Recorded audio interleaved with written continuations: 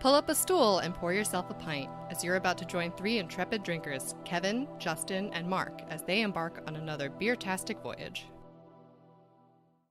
Hi, everybody, and welcome to another episode of Beertastic Voyage. My name's Kevin. I'm Mark. And I'm Justin. And we are here with Brad Finn of DUBCo Brewing Company. Yeah. I did the double thing there, didn't I? I did yeah, the co and the co. Don't the worry. redundancy of the redundancy. ATM machine. You just Yeah, did. the automatic color machine. You just did Destination Unknown Beer Company. There we go. AKA DUBCo. DUBCo for the kids. Yeah, DUBCo. There we go. So, Brad's joining us today, and Brad, what's your role here? You're the I'm a co-owner. Head Yes. brewer. Go through the whole laundry list of titles. I can't even take credit really for being head brewer anymore. Okay. Chris, my partner, has this is his full-time job, and he's evolved really into the mastermind. So as much as I would love to take credit for brewing, I get to brew here and there when I'm not at my regular job, but primarily. I'm co-owner. I handle more of the back of the house things, the tasting room, staff, things like that, and but also always collaborating with Chris. I mean, we definitely are a partnership, but yeah, he does most of the brewing, especially with the new system. I can't tell a lie. I probably don't know how to use that. It hasn't been there for that long. No, it hasn't been there for that. So you can you give us the story of how you and Chris got started into brewing and how DUBCo came to be? Yeah, and I mean it's a story that kind of changes depending on how many drinks I've had, but we're Chris, starting early today. Chris and I went to high school together, and we were acquaintances, friends in high school, and went about our adult lives and went away to college, and it wasn't that type of friendship, so we knew each other through mutual friends. But are you local guys? Yeah, we both graduated from West Islip. Okay, cool. And it wasn't until way after college that somebody said, "Oh, you're brewing. Chris Candiano brews." One thing led to another, and we started homebrewing like crazy together, mostly just to split costs and split ideas, which worked out awesome because he was a dark beer stout kind of person, and I was more of a wheat white kind of person. So we kind of melded well together to give ourselves a full package. Yeah, diversify. Yep, and we went from the stovetop to 10 gallons to half a barrel to brewing a barrel at a time when we moved in here. Pretty much our wives were like, "This is getting ridiculous, guys." Yeah. there's 45 buckets fermenting in the kitchen. The whole place smelled like CO2. Somebody was gonna die. The alarms were going off all the time. And they were pretty much just like, take a shot. I had a small business already that I was exiting from, and I love to stay busy. So we figured the worst that could happen was we failed, but we'd be able to say we tried. And here 3.5 years now, up from 1 barrel, we upgraded to 3 barrels in about a year and a half. And then just this past year, pretty much in the beginning of this year, we upgraded to a 10 barrel. Wow. And that's the big expansion that you added on to next to it. Exactly, yeah. So we've been here, with 1,100 square feet pretty much essentially, and there was an opportunity to move into the adjacent buildings, and we had to take that risk. And also, too, we were trying to meet the demand, not only in the tasting room, but also we wanted to be able to distribute out to bars and restaurants. And we knew that on a 3-barrel scale, it just wasn't going to be possible. So, unless you had shift brewing. Exactly. And with the two of us, this was before we brought on an assistant brewer, we needed to expand, and we did. And we shopped around. We went down to CBC and met with a bunch of awesome people, and went with Alpha Brewing Company because they were just top notch and so polite. And even though we were little tiny 3-barrel brewery, they treated us like we were Anheuser-Busch with their experience. So we ended up going with Alpha. That was the same system at North Fork, right? They had Alpha stuff too. I believe Sand City has Alpha. No, it wasn't Alpha. Oh, okay. It was something. It started with an A though. It was like Afira or something like that. Yeah, I know for a fact Sand City's system is Alpha, and that's kind of when talking with those guys, they were super helpful in like leading us in that right direction. They were a spin-off Premier, which is a really, really big company. And when somebody said, "Hey, try these guys Alpha, they're doing the right thing," that's kind of how that happened. Apex, I'm sorry. Apex, okay, right, yeah. All right, at least that wasn't that crazy. So that space that you expanded into is a lot more than just the expanded, a bigger barrel system. I mean, I saw wood barrels in there as I peeked through the window, and I hear rumors of that there's some other stuff going on in that space. What else can you tell us about that? Pull us behind the curtain. No, there's essentially what it allowed us to do too is create clean beer and dirty beer. Dirty beer meaning soured and awesome. Fermented with bacteria that when we had just the 3-barrel space, we wanted to be able to do, but did it very cautiously. Now being able to separate those two spots and also be able to age more things. There was our barrel aging. Yeah, there's 25 barrels that we just put down there, and we just filled with a number of different stouts. Yeah, that was just this past week, right? Yeah, also our collaboration that we did with Spider Bite, that Rhino that won a tapped medal last year. I love that's that coming beer. back. I still have a bottle of it in my fridge. It's coming back, and it's in barrels. Good. But, 2 barreling was hard because of the time component, and we were trying to really get beer out. So, yeah, that space next door and that increase in volume now allows us to experiment a lot more with barrel, and we're using it as an event space as well. And we always have things in the works that we want to do and try and make everything as valuable as possible. That space is going to allow us to put in a canning machine and things like that. So It's definitely in its infancy, and we know where we want to go with it, but as far as exactly what we're going to do, I'll keep that under the arm for now. You'll just have to watch the social medias. Keep us on social media, exactly. So in that set, so you mentioned that's kind of the dirty side of the house. That's actually the clean side. Oh, that's the clean side. This side's the dirty side. Yeah. Makes more sense with more people over here. Yeah, so... because we kept our 3-barrel. Okay. We kept that system. And that's what you're doing your sour stuff on? We're souring on there and also doing experimental stuff, and we're going to keep that going because, 10 barrels of a stout in the summer would be hard to distribute. That's a lot of beer. Yeah. But now we can keep stouts going through the summer and do small test batch things like a lot of the fruited stuff that we have going on. We experiment on that 3-barrel and use it almost as a pilot system. But that's all of our sour barrels are in the 3-barrel system right here. All right. Awesome. All the barrels next door are clean. Okay. Yeah. Nice. And are those spirit barrels that I saw over there? Yeah, so that pickup just came all from Long Island Distillery. Okay, from awesome. Liv. Out in Kellerton, There used to be Long Island vodka, Yeah. And also there's, you'll have to look it up. There's a new distillery that's up and coming out there that I don't think they're open yet. I know the one that bought the old Blue Point space. Obviously, they're not open yet because Blue Point's still there. Yeah, there's one further out, and we'll have to. It's on the tip of my tongue, but I can't think of it. Not Twin Stills Moonshine. Not that one, right? No. But this place is awesome. Chris knows more about it. He's been out there. We also snagged some barrels from them as well, but primarily Long Island Distillery, and that's where try and keep it local. Keep everything local. Did you find what? I mean, I know they do a good vodka out there. That's right. But of course, it's the windiest day of the year. I haven't heard that door in. 6 months, yeah. I should almost open the door so it doesn't rattle like that. I'm sorry. It's all good, man. It's good. We're fine. So what kind of spirit barrels did you find there? Do you have, what is it, like a whiskey barrel, a bourbon barrel? Or so anything like that? right now, whiskey bourbon. All right.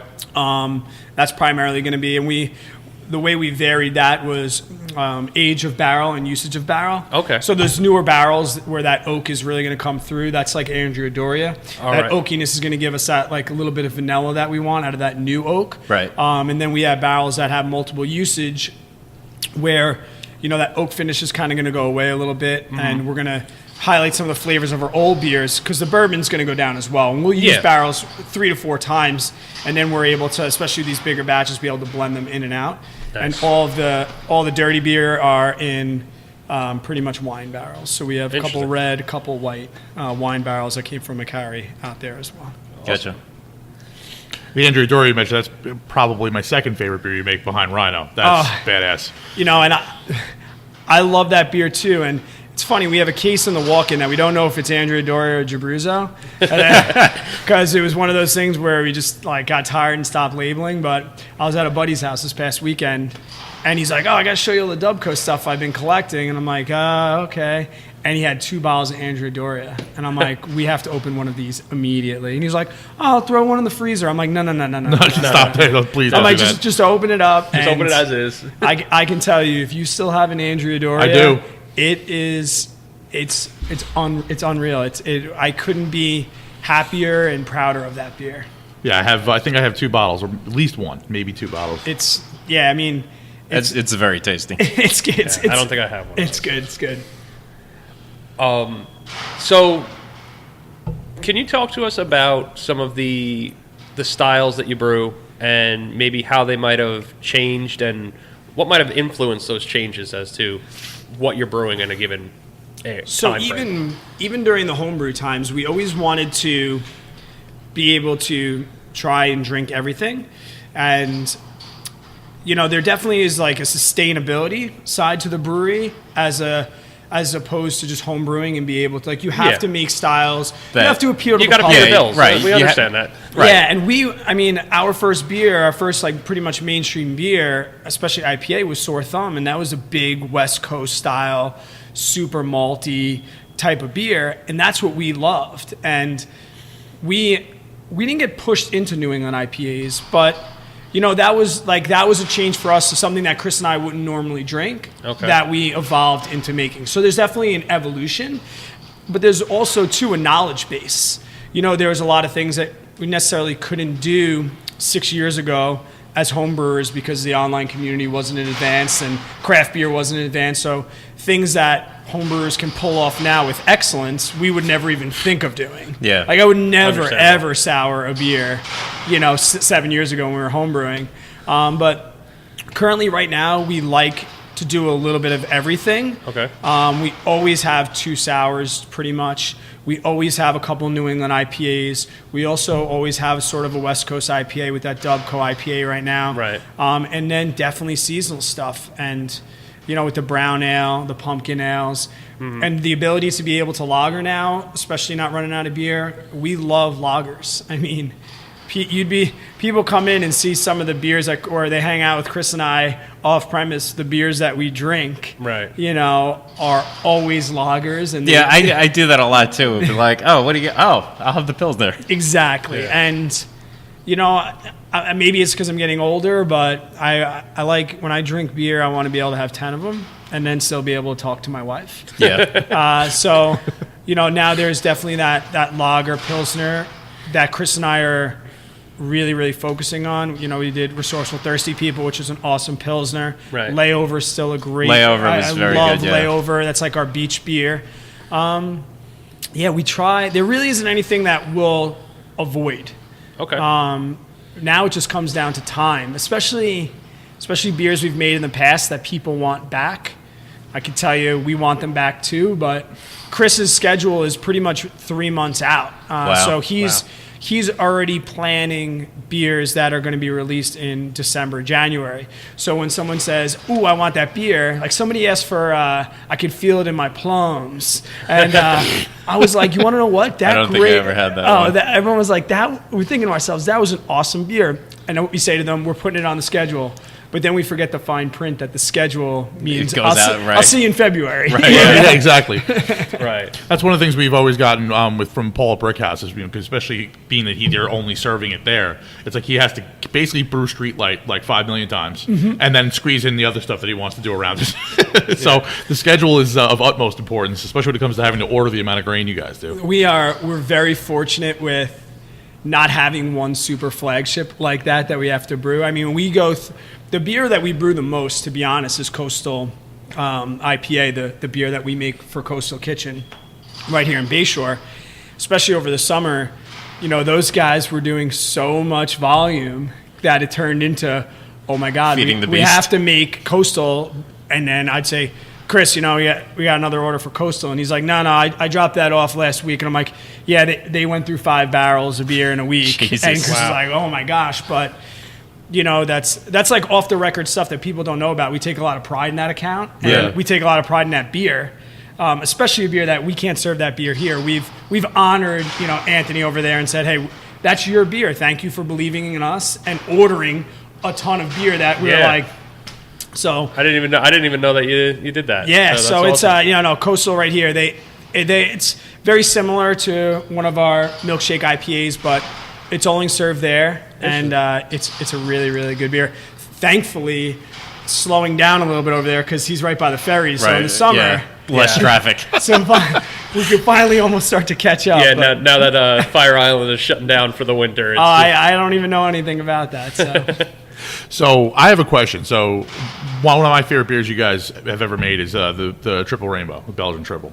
And I wanted to know a little bit more about that and kind of how it came to be. And also, I always find it amusing that you don't like Belgians, and that was for a little while. That was like the hot ticket. You guys have won the medal. And winning the medal at Tap New York, that was our first medal.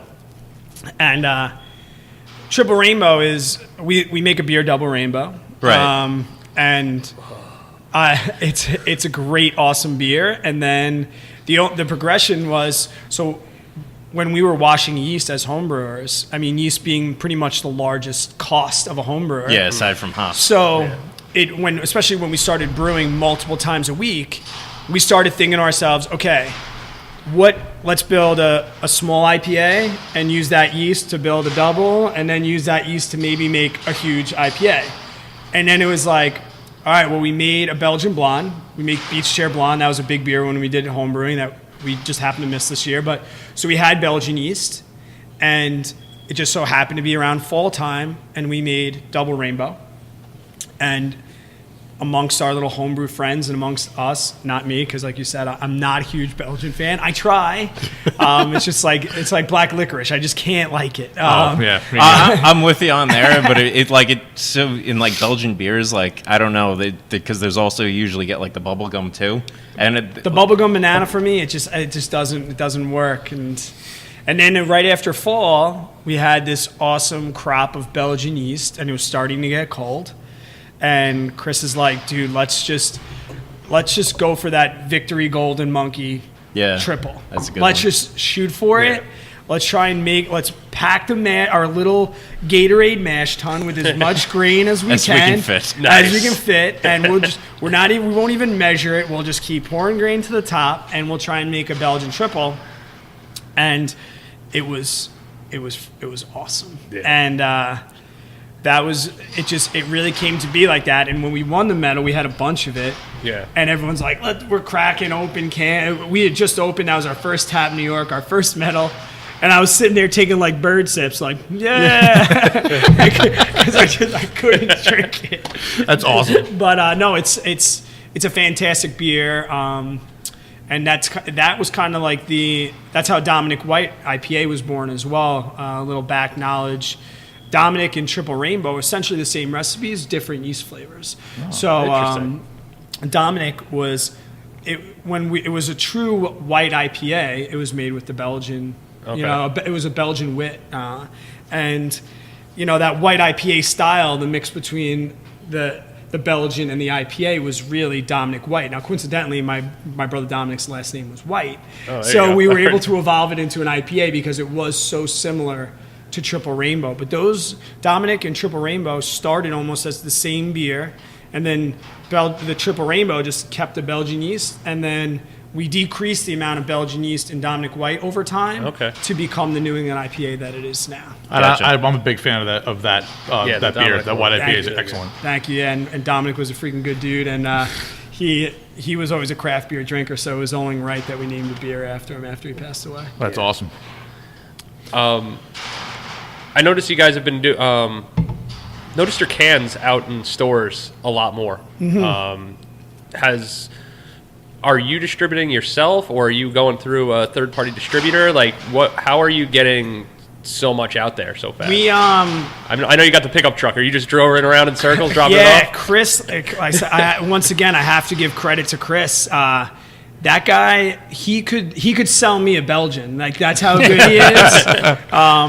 But a lot of hustling, I mean, we've built a pretty basic beer distributor account, and there's some guys in the beer distributor industry that are very good to us and that have believed in us since the beginning.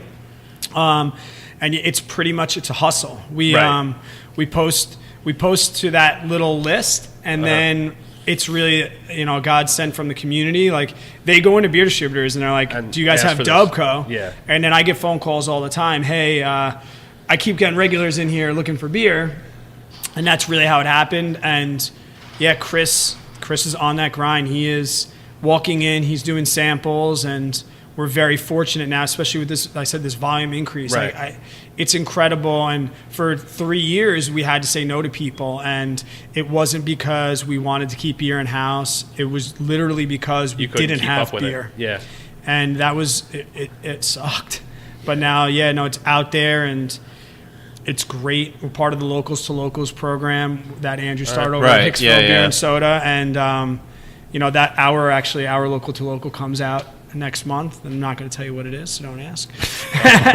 But I can say that the raspberry Berliner Weiss was very tasty. And you want to know what? Call to action. I still see that beer out in beer distributors. Oh, really? I don't know what. I'm about to buy it myself and start selling it here. But no, I'm a sour guy. I love that beer. And, the canning thing has been awesome. And while we're talking about cans, I have to give more credit.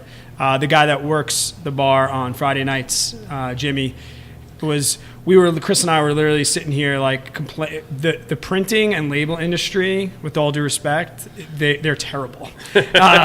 Mostly because of our size. Like nobody wants to print 1,500 labels. Like, they want to do they're like 115. Yeah, exactly. Yeah. And then Jimmy's like, well, I'm a graphic designer during the day. And we're like, excuse me? This is what you're telling us what now? Did you just now say? You're telling this? And pretty much, I look at the cans behind me, pretty much since Abusa Powder 2, Jimmy's been blasting out incredible labels for us on a regular basis. Nice. And I hope that other breweries see it and are able to use him, because that's really what he does during his day job. But, he kind of I don't know if you saw the label for Space Junk. He even put the little floating Tesla car in the background of that label. Right, yes. Great.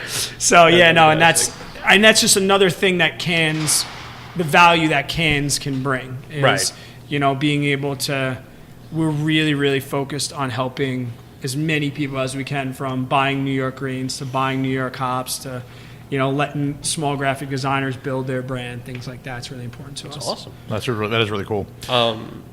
That's about what I need to know about. I'm interested. That stuff. And the flight's been sitting in front of me for a little while, so I kind of want to bounce in that. And you got the pumpkin, so I'm sure that smell is just incredible. Oh yeah. So, but do you guys have any other questions, kind of in that same vein, before we get going into the beers? I don't. I think we can start drinking, and things will I'm probably already come done up. with the beer, so I don't know what you guys are doing over there, but do you want me to run? Let me get you plastic cups so we don't have to all drink out of the same cup. Give me 2 seconds. No problem. All right. Talk amongst yourself.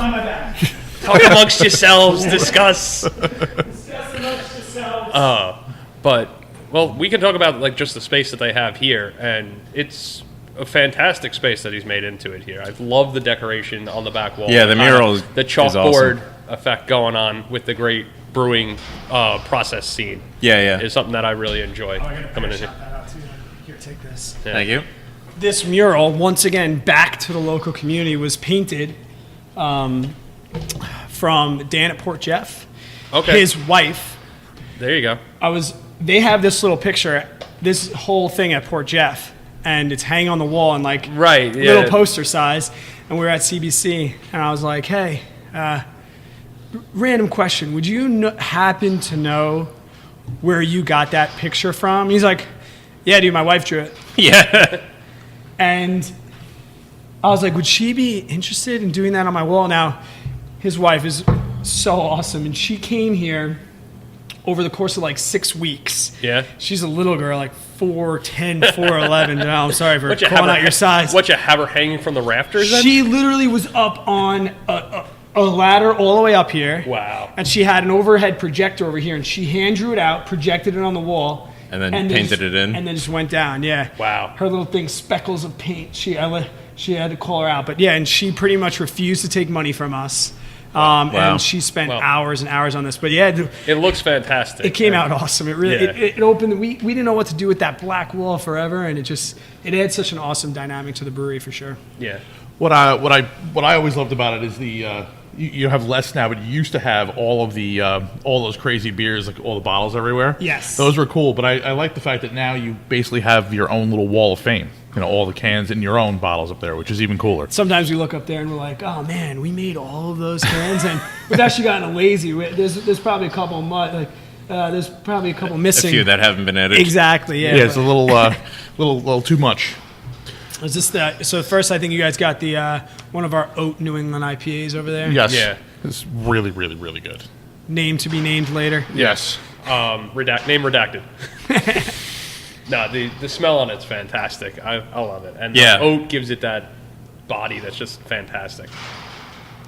My favorite part about it is actually the bitterness. Like, I mean, it just has just enough of like a grapefruit type bitterness at the finish to kind of clean off the palate. They're really, really well balanced New England IPA. Came out super clean, and we actually the first batch when we piloted this batch, we made it with, actual oat milk, and it just thinned out the body. So this time we went just straight up oats, which helped the mouth feel out a little bit for sure, and. The same flavor, because oat milk, and we essentially just made the oat milk ourselves. Okay. Right. There you go. No, that's a really delicious one, and the body for it is just like that perfect consistency to me. Thank you. That's one of the things that I really like there. So we that was a little appetizer, but we split up into light and dark flights, or essentially some sort of sour to I think that's IPA. sour flight and then brown flight. We did dark flight. We got dark flight, New England IPA flight, and sour flight. Excellent. All right. Well, let's continue with the dark flight. All right, so I'm just going to grab this next one that's in the list here, and So is that the brown or is that the pumpkin stout? We will find out. That's Yeah. from my visual perspective. That's going to be the brown ale yeah, for sure. the aroma on it right away tells you that there's nothing Yeah, pumpkin-y thing very going on. very here, nutty. but It's got the color on top is a nice shade of the dark roast to it. And beers like this bring me back to my homebrew days, because obviously when you start, like with all the extracts and stuff, the dark beers are kind of where you go, and just the aroma just is so nostalgic of the homebrew days. I freaking love. So this one is it the BSB? Yeah, so it started out 3 years ago as Brown Tide. Okay. Oh, boy, And then I remember that. And then, name. of course, everyone was like, "That's a terrible disgusting name." It's a good thing I don't you wanna just- drink that. Why didn't you just name it shit beer? Exactly. So we're like, all right, and then it became Bayshore Brown Ale, Gotcha. and then with political correctness, people are like, we're like, all right, ignorant statement. We didn't realize that might offend some people in some way, shape, or form. You were taking it just as the location and the style, not We're in on any Bayshore, and kind this is a of brown ale, so statement about the neighborhood. Yeah, Yes. Bayshore Brown, and so then we just shortened it down to BSB just so we could, But it's a great. This was the hardest. I've never had so much beer name. Well, actually, I can't say that anymore. Yeah. But I've never had such a hard time naming a beer. But BSB's been working. It was BSB last year. There It's you go. BSB now, and so happy to have a brown ale around. It's just fall nostalgia. Yeah, and like I said, it had the nutty aroma, and then it's like a hazelnut finish almost. On it. It's Yeah, really yeah. good. Yep. Yeah, no, It's this very, is very good. I really enjoy brown ales when I see them, and you don't see them very often. No, you don't. I like that this one kind of falls a little closer to like the English style browns, where the hops are a little bit softer. Yeah, rather than getting that virtually really none. sharp bite one that you get with American browns. So this is my kind of beer that I go to all the time. Like I've had this one numerous times when I've come by here. So very Thank you. happy to have this again. No, thank you. It's a good beer. Like that it might be a good one to can. I know, and that's the other thing too with the canning is what we think is great, and what we'll do well in beer distributors is totally different. No, Like, you're right. I know. we made a huge batch of layover, and it crushed in the tasting room because Right. it's a great beer. It wouldn't sell in beer distributors, and we thought it was something going on. And they're honest with us. They say, "Hey, Brad, Chris, we love layover. We bring it home and drink it, but." It's not It's just selling. not moving. It's a lager style, and the people that are drinking lager, the number one drank style in the world, Yeah. they're going to be your They're Budweiser. walking in- yeah, they're gonna walking be in and your buying a Coors. case of- Exactly, Right. and not only even the price point, but it's one of those things where lagers, people just recognize that style as being more big beer. So it was hard for us to sell it there in Right. beer distributors, and then we bring it back home, and it leaves the shelves here because people are coming for our particular brand, but. That particular style just didn't do well in the beer distributor. That was just a learning experience for us. I think I remember talking to you about that at some point, like earlier on in the summer, maybe. And that happened with Dominic, too. When it was still a Belgian wit, and people just said, I love the beer. And bar owners said the same thing, I love the beer, but nobody comes in to buy that particular style. Right. And it was like that for sours. Thank God it's changing, but so many bars were saying we love sours, but we can't put them on.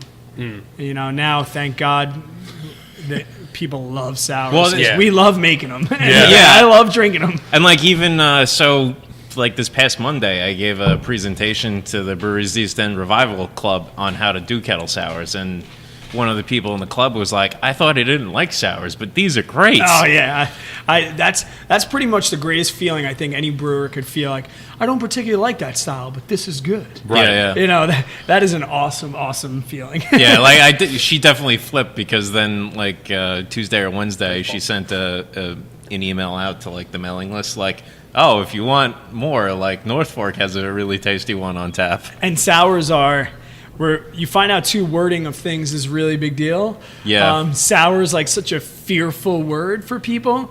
So we like to descript now as it's a tart.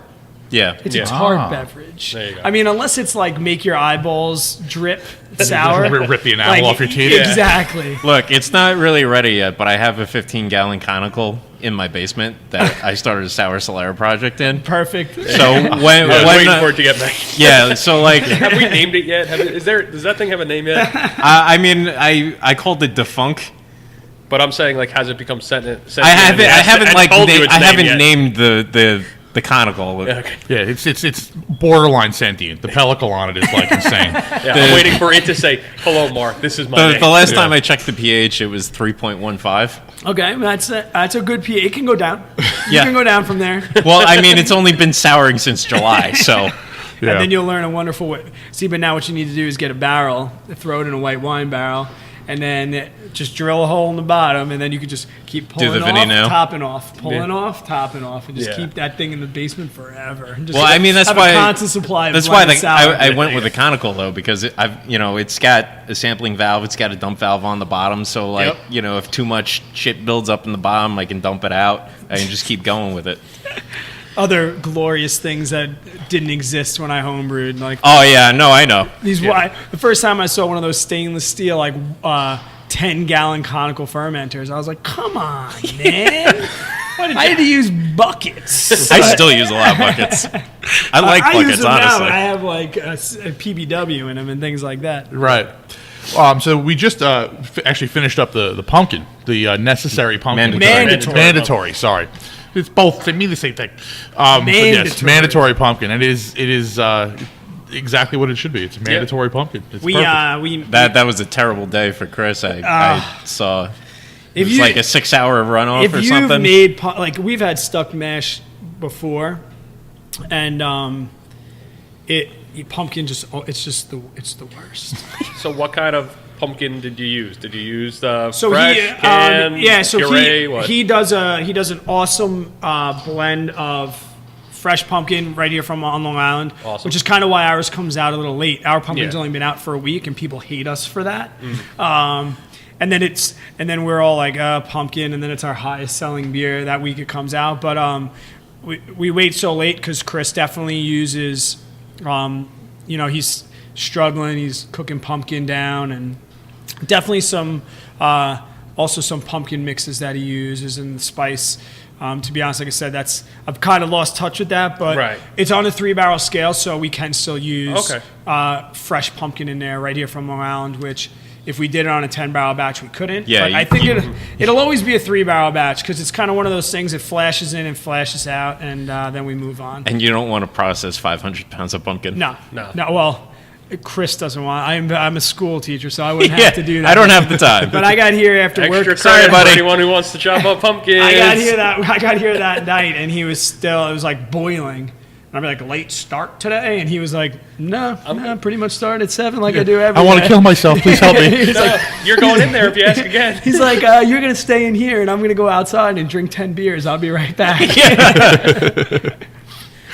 But no, that one's it's a nice, solid pumpkin ale. Like it does the job of a pumpkin. It's refreshing. It's clean. It is, and it's like it definitely has spice in it, but yes, there are other flavors that other than the spice, which is why, like as a general rule, like pumpkin beer, no thank you, because so many times it's just overloaded with spice. It is good, and it's a little sweet for me. So, but no, I like it. like I said, it does the job of a pumpkin. Yeah. rather just This pumpkin stout is really nice too, though. It's got like a good like roasty bite on the finish. One, yeah, we named it pumpkin spice latte. I'll admit it's not latte enough, but this was our first shot. We said, hey, let's try something different, and we had some runoffs of the stout, so we this is a blend of our pumpkin beer and our red eye. Okay. That we use our coffee stout. Yeah. But so that's with the latte from the coffee stout. Yeah, but, I was gonna say there was some kind of coffee going on in there. And Yep, it's nice. it's based on our red eye recipe blended with the pumpkin, and we kind of just split the batch a little. We were going to do a cask of it. Okay. But then we decided, that's something that we might like, and we didn't have a stout lined up in the schedule, so we'd like to have a stout on the board. So this was the ipso facto stout of the month. Yeah. What I like about it is it's so clearly a stout, but you still get the pumpkin spices in it, and also the coffee. So it's actually the first sip I've had of it. I have so many balls up in the air right now. I haven't even got a chance to try this one yet. I like it. Yeah. A lot of times you figure with strong flavors like that, one of them would win. It would either be a stout or it would be a pumpkin beer. Like you wouldn't be able to balance it, but it's very well balanced. Yeah, it comes off almost as a like a flavored kind of coffee, like not like in the latte sense, like you said, because it doesn't have that milky. It doesn't have a milky, creamy frothiness, right? But it definitely comes off as a flavored coffee would almost pumpkin spice coffee. Yeah, Yeah, definitely. But it's really tasty. I really enjoy that. Is this the mandatory one? I see everyone pouring water. I think it's a good idea between a pumpkin stout and then sours to rinse the glass a little, or New England IPAs. Or either way, but yeah. We're going to be changing gears. Regardless, it'd be Hey, you guys know better than me. I usually just mix a little bit of everything, so But I guess you guys are trying to get a true taste for the beer. To me, it's just liquid, and it's delicious. It's like, there's that one again. I'm like, it's creamsicle. Oh, what did I drink last though? Oh, I definitely had some pumpkin spice latte in there before I had some creamsicle. Well, especially when you're at like the homebrew club meetings and you're sampling a bunch of different ones, you have to be really cognizant of it. Because at one time I had like a coconut something or other, and then someone gave me a lager or something very clean. I'm like, I just taste like suntan lotion. Yeah, and I was like, oh. Yeah, that happens with festivals. People are like, oh, what have you tried today? And I've usually only tried like one or two beers, and they're like, why? I'm like, I can't do that mixy all day long. All right, so they're all the same color from here on out. So I'm gonna hopefully, if we did it right, you'll be able to tell us what beer it is by drinking. There you go. All right, so this is from our sour board or from the NEPAs. The IPA board. All right. All right, let's see here. You tell me. I'm playing the matching game by looking over there. Multiple choice. We got 10 multiple choice. Oh, this is definitely the creamsicle. Yeah. The SOS creamsicle. It definitely has that flavor. Yep, for sure. Yeah, no, you guys can drink mine. I'm dairy free, so you can drink mine. You don't need me getting the poops right now. No, that would be not good. Well, actually, we'd probably get a lot of which is a shame. Lactose in it to make that? Lactose is a milk sugar. And Right. I'm dairy free. So unfortunately, after going dairy free, I don't get to indulge in any of the lactose IPAs anymore, which is a shame. But it's also better that you I don't would have to I would be clean more your sad pants. about the milk stouts than the lacto IPA. But the the creaminess stomach on it feels is really better, so that's interesting. nice. Yeah. I'll just open Gilgo while you guys drink that. It's not a big deal. You go. guys will get there. Sounds good. The that beer is amazing. Thank you. A lot of times you have a creamsicle something, and it's just so over the top, like fake orangey creamsicle. Right. And the hops play so well with that flavor. It's just wow, that's really good. And that's once again back to the beauty of a 3-barrel system. There's all fresh pureed fruit in there. There is absolutely no extracts in that beer. Wow. And oranges are tough. We feel like a lot of times it's hard to find like orange juice like flavored puree. So a lot of we get all of our pureed fruits from one spot, so we know that they're clean and they're sanitary and things like that. But and because Chris Franken doesn't have time to puree them himself, but it was hard to find orange that tasted almost like orange juice, because we felt like in a creamsicle, you need that. It's an orange juice kind of flavor, and we finally found, a mix. He mixed a couple different fruits that I'll keep between him and I to get that like orange juice flavor, and then vanilla beans, which has been tough with the vanilla beans because vanilla is so expensive these days. Holy cow! I think Andrea Dory just cost us like $1,000 in vanilla beans. Wow! But you get a lot of mileage from the beans, though. Yes. Yeah. Oh yeah. No, they definitely go a long way. Yeah. And then the milk powder in there. We were very, very happy. That creamsicle was for Jesse, who's one of my coworkers here as well, and he's been asking us to make it, and we failed. There's been a couple of awesome New England IPAs that we've had in the past year that were supposed to be the signs of selling creamsicles, but Just didn't come quite out. make it. So they became Nasty Nate's Fruit Cocktail and some other beers that were awesome, but we couldn't call them a creamsicle because they just they didn't have taste that like character, They didn't yeah. taste like a Right. creamsicle, yeah. Well, there was I think the guys over in 1940s did a creamsicle one too, didn't they? Yes. Yeah. That was Orange Crush or something like Yeah. that. There was a And- cask festival 2 years Yeah, ago. the orange was a little bit different at that one, but I understand what you're saying. How you want to get that specific ice cream orange flavor, which and this is one almost definitely like Sunny has D. that. It's like how Sunny D claims it's orange, but isn't really orange. Which is why I like it. Yeah, I know you were always a big fan of Tang growing up too. Yes. It's kind of like I'm a spaceman. if you're a tattoo artist and you want to do photorealism, or like if you want to do a national landmark. If you call a beer by a well-known flavor, you have to hit that flavor. One of the most anxious and nervous days for me ever was the first time we released SOS Pina Coladas, and we were terrified that it was going to taste like sunscreen, and we had to adjust. Drink that. You can't drink that No, one? he can. I can. I love it. That's another lactose one. Oh yeah, I'm not gonna drink. And yeah. more lactose. Oh yeah, mango milkshakes. Yeah. Yeah. I tasted it. I was like, "There's mangoes in this. This is mangoes." Yeah. Which used to be one of my favorite ones that we made, but they're so good. But when you name something creamsicle, it had to taste like creamsicle. Right. And that beer definitely does. But moving on to this one though, this one has a really nice like mango flavor to it too. Yeah. SOS mango milkshakes. Yeah, I feel like you hit the same kind of consistency note and fresh mango puree in there. Is it roughly the same like grist between the two beers, or is it varied? So yeah, the base profiles are pretty much going to be about the same for most things, but Chris is going to vary mash temperatures and things to get residual sweetness, and so there's definitely a little bit of a difference, but. The yeast, I think he uses 2 or 3 different New England style yeast profiles, so that definitely changes.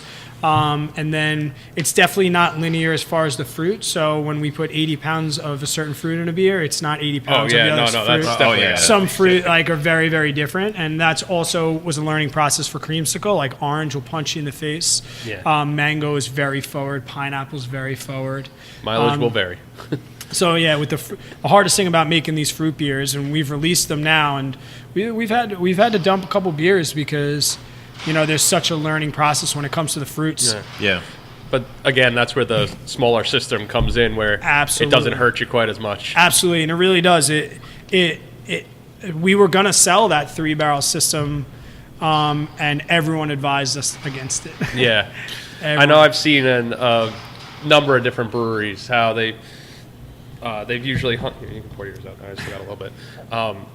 They still hang on to either a smaller 3-barrel or even a 5-gallon system just to run test batches on. When we got the 3-barrel, we were going to keep the 1-barrel, and that was strictly financial. We couldn't afford to keep both. We pretty much had to sell our 1-barrel to get the cash to get the 3-barrel, and we paid a lot of stuff forward. We gave a lot of our 1-barrel stuff away, but the main setup, the kettles and everything like that, we had to sell them. I want to keep them, and we had to sell them. Right.